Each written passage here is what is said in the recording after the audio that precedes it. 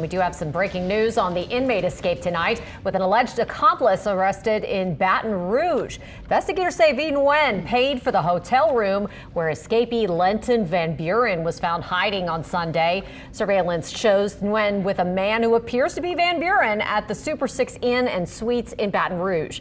State police arrested Nguyen for the accessory after the fact charge and for simple escape.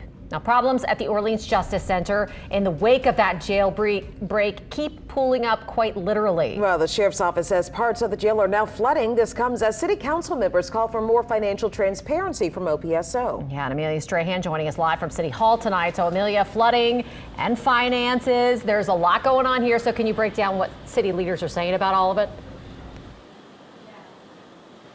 So the topic is complicated, but really the bottom line is very simple. With 2 inmates still on the run and the sheriff blaming the breakout in part on budget, council really just wants to know where the money is going. Now, right before a meeting to discuss all of this, the jail announces that it's flooding. So to prevent infrastructure failures like these, the council said everyone needs to be on the same page when it comes to money.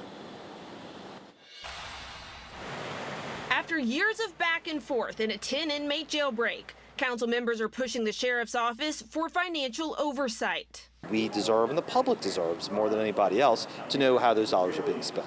An ordinance introduced Wednesday would require a number of agencies to comply with BRASS, a system used by most of the city. There has to be transparency from the sheriff's office as far as how much money they have. About an hour before the meeting, OPSO announced the jail's latest crisis. The facility was flooding.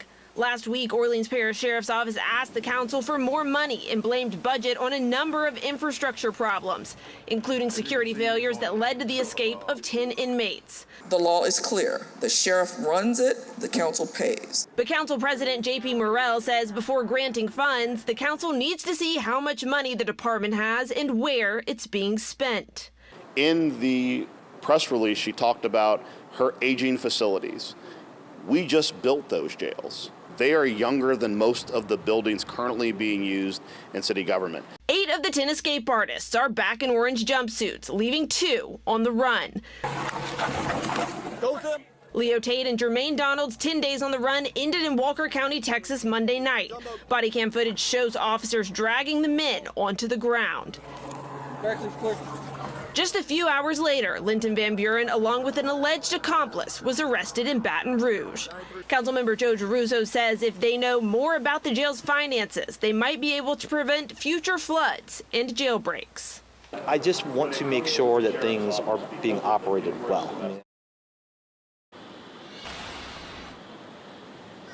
And the council isn't necessarily singling out the sheriff's office here. Other city agencies like the DA's office and the coroner's office are also being asked to comply with BRASS. Now, they also know this is not going to be an overnight process. So depending on the agency, the council is giving each department 1 to 3 years to make that full transition. Reporting from City Hall, Amelia Strahan, WWL, Louisiana. Okay, thanks so much, Amelia. And the search, of course, is continuing for 2 of those inmates, Derek Groves and Antoine Massey. They're unconfirmed reports.